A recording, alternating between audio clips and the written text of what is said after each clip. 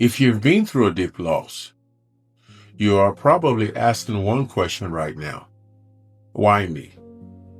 That question, that search for an answer is the single reason you might be feeling stuck. It's the most natural reaction to pain, but it's also the trap that stops your healing. I've learned the truth about why we ask that question and how to change your focus so you can finally move forward. When you lose someone or something deeply important to you, the world doesn't stop. Life keeps moving, even when you feel like yours has been split into two. People show up at first. They offer kind words. They say, "I'm sorry for your loss," and they mean well. But after a while, they drift away. Not because they don't care, but because life pulls people back into their own responsibilities. And that's the part no one really talks about. Grief is lonely.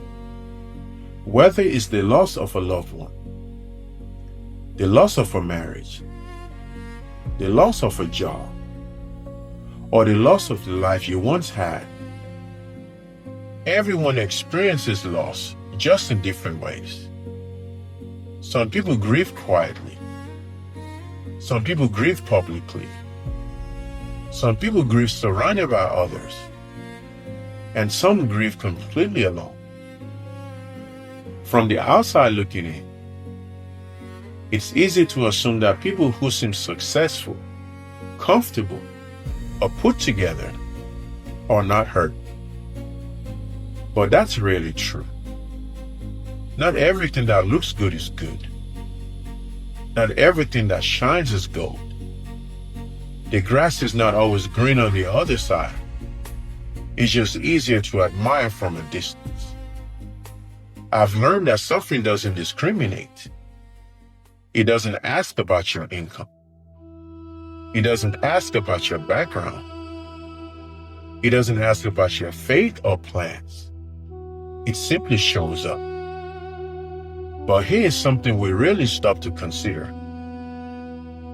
When something good happens in our lives, a breakthrough, a promotion, an opportunity, a blessing, we don't ask that question. We might be grateful. We might be thankful. But we don't stop and ask, why me? We only ask that question when pain shows up. There was a moment years ago when I saw this very clearly. I crossed paths with someone who was going through deep personal pain, betrayal, heartbreak, the kind that shakes your sense of identity. And through tears, the same question kept coming up. Why me? Not every question in life gets an answer. Sometimes the only way forward is to accepting the moment happened without letting it decide the rest of your story. Acceptance doesn't mean approval. Acceptance doesn't mean you stop caring. Acceptance means you stop letting one moment define the rest of your life. The truth is, the more we hold on to that question, the longer recovery takes. And sometimes the most powerful step forward is not finding an answer, but choosing to keep going anyway. Pain doesn't get to decide who you are. Your story is bigger than what you lost. Your future is bigger than what broke you. And your worth was never tied to what happened to you. Some losses change you forever. Some wounds never fully heal. But healing doesn't happen overnight. It happens slowly.